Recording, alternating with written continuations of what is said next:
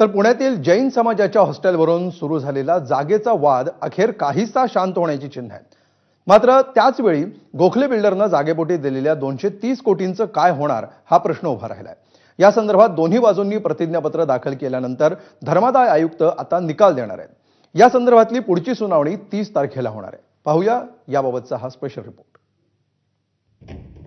पुण्यातील जैन हॉस्टेल जमीन विक्री प्रकरणात रोज नवनवे ट्विस्ट समोर येत आहेत. हॉस्टेलच्या ट्रस्टींसोबत झालेला व्यवहार रद्द करण्याची तयारी बिल्डर विशाल गोखलेंनी दाखवल्यानंतर ट्रस्टीनंही माघार घेण्याची तयारी दाखवली आहे. त्यामुळे बिल्डरचे 230 कोटी रुपये परत मिळण्याची शक्यता निर्माण झाली आहे. पण ही रक्कम शासनानं वर्ग करून त्याची चौकशी करण्याची मागणी रवींद्र धंगेकरांनी केली आहे. त्यांनी जे 230 कोटी रुपये भरलेत हे शासनाने याच्यामध्ये वर्ग केले पाहिजेत, याच्यावर लॉक केलं पाहिजे आणि हे 230 कोटी रुपये कुठनं आलेत याची चौकशी झाली पाहिजे.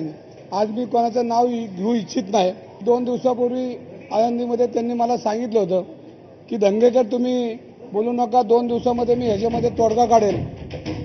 तर धंगेकरांची ही मागणी जैन मुनींना मात्र मान्य नाही. त्यांनी गोखलेंकडून ट्रस्टनं घेतलेले 230 कोटी रुपये परत करावेत असा सल्ला दिलाय. मैं विशाल गोखले की संपत्ति पर अनधिकृत कब्जा करने के पक्ष में बिल्कुल नहीं हूं. यदि उसने विशालता दिखलाई है तो विशाल गोखले के साथ भी किस प्रकार का अन्याय नहीं होना चाहिए.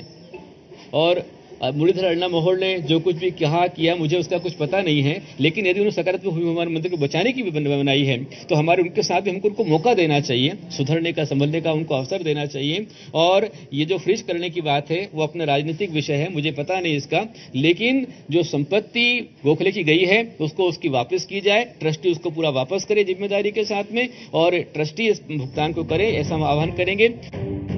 दरम्यान या प्रकरणी आज धर्मादाय आयुक्तांसमोर सुनावणी देखील पार पडली. त्यावेळी धर्मादाय आयुक्त कार्यालयाच्या बाहेर जैन बांधवांनी घोषणाबाजी केली. दोन्ही बाजूंनी शपथपत्र दाखल करण्याच्या सूचना आयुक्तांनी दिल्या. त्यानंतर पुढची सुनावणी 30 तारखेला म्हणजेच गुरुवारी होणार आहे. यावेळी विकासक आणि ट्रस्टींमधील झालेला व्यवहार पूर्णतः रद्द होणार का याचं उत्तर मिळण्याची दाट शक्यता आहे. वादग्रस्त ठरलेला हा व्यवहार नेमका काय होता त्यावरही एक नजर टाकूया. सेठ हिराचंदानी नेमचंद स्मारक ट्रस्ट हा सार्वजनिक ट्रस्ट आहे. जैन समाजातील गरजू विद्यार्थ्यांना शैक्षणिक मदत करण्यासाठी या ट्रस्टची स्थापना झाली. ट्रस्टकडून गरजू विद्यार्थ्यांसाठी वसतिगृह चालवण्यात येतं. विश्वस्तांनी ट्रस्टकडे पैसे नसल्याचं कारण देत मॉडेल कॉलनीतील 3 एकर जागा गोखले बिल्डर्सना विकण्याचा निर्णय घेतला. या विक्रीतून मिळणाऱ्या 230 कोटींमधून जैन विद्यार्थ्यांसाठी वसतिगृह उभारण्याचा मूळ हेतू होता. धर्मादाय आयुक्तांकडून व्यवहाराला परवानगी मिळाली. गोखलेंना फायदा मिळवून देण्यासाठी गरजू विद्यार्थ्यांसाठी असणारं वसतिगृह बंद करण्यात आल्याचा आरोप झाला. व्यवहाराचं साठेकत झाल्यावर ट्रस्टकडूनच जागेच्या पुनर्विकासासाठी महापालिकेकडे परवानगी मागण्यात आली. फक्त जागा विक्रीची परवानगी असताना महापालिकेकडून मात्र पुनर्विकासाला परवानगी मिळाल्यानं वाद निर्माण झाला. या वादग्रस्त व्यवहाराचा चेंडू धर्मादाय आयुक्तांच्या कोर्टात गेला. आता हा व्यवहार रद्द होण्याच्या दिशेनं पावलं पडत असली तरी प्रत्यक्ष व्यवहार रद्द होईपर्यंत माघार न घेण्याची भूमिका जैन मुनींनी घेतली आहे. अभी हमारा आंदोलन समाप्त नहीं हुआ है. जब तक ये पूरी डील कैंसिल नहीं होगी और भगवान पर आया संकट पूरा दूर नहीं होगा तब तक हम चैन से नहीं बैठेंगे. कल पूरे देश में सारा समाज, सारा जन समुदाय, चाहे जैन हो चाहे अजैन हो, कल का उपवास बनाएगा एक इतिहास. कल का उपवास बनाएगा भारत का इतिहास. धंगेकरांनी घेतलेला 2 दिवसांचा ब्रेक आज संपतोय. तर गुरुवारी धर्मादाय आयुक्तांच्या कोर्टात होणाऱ्या सुनावणीकडेही सर्वांचं लक्ष असणार आहे.